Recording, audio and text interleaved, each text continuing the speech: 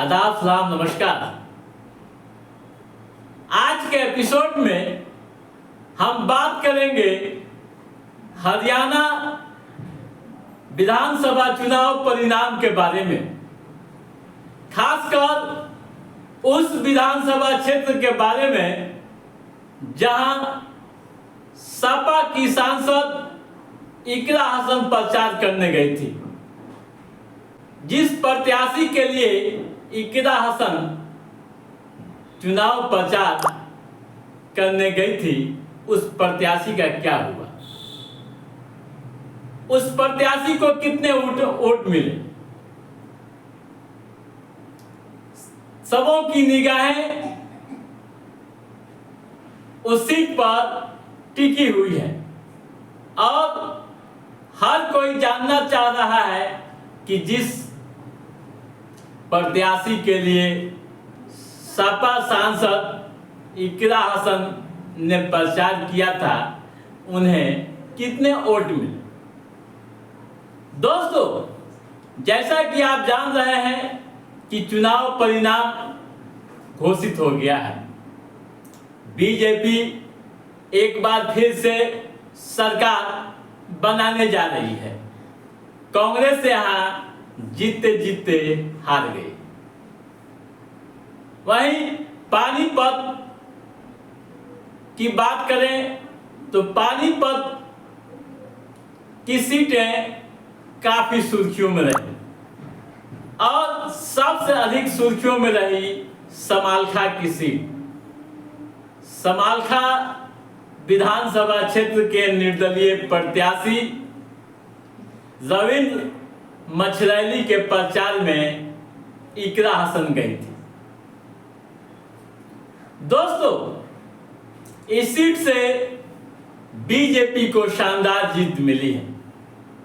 यानी बीजेपी के प्रत्याशी मनमोहन भडाना को 81,000 वोट हासिल हुए हैं। उन्होंने कांग्रेस प्रत्याशी धर्म सिंह को 19,315 वोटों से हराया है।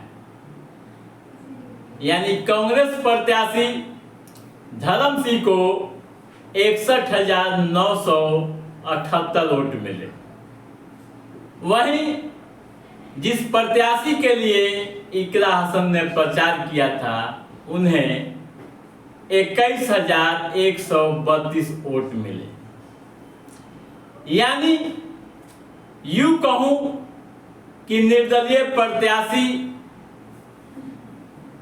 को इकरा हसन जिता तो नहीं पाई, लेकिन उनके कारण कांग्रेस की हार हो गई। जानकार बता रहे हैं, विश्लेषक बता रहे हैं कि अगर इकरा हसन ने निर्दलीय प्रत्याशी के पक्ष में प्रचार नहीं करती तो शायद वोटों का आंकड़ा कुछ और होता।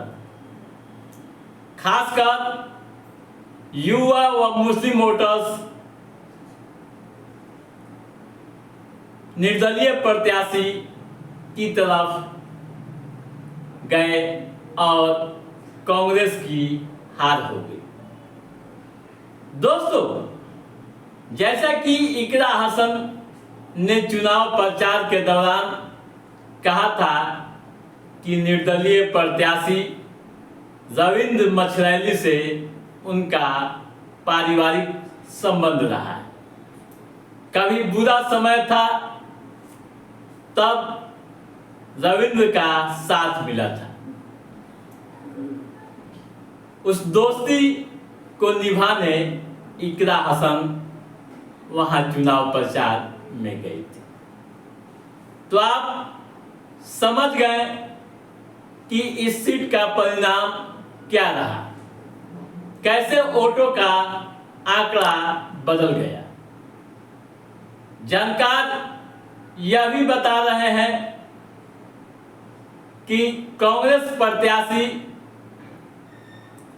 धर्म सिंह के कार्यकर्ता भी उनसे खुश नहीं थे और पूरी तरह से चुनाव के दौरान सक्रिय नहीं दिखे, जिस कारण बीजेपी को शानदार जीत यहाँ मिली।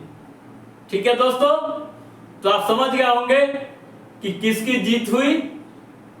तो दोस्तों, आज के इस एपिसोड में बस इतना ही।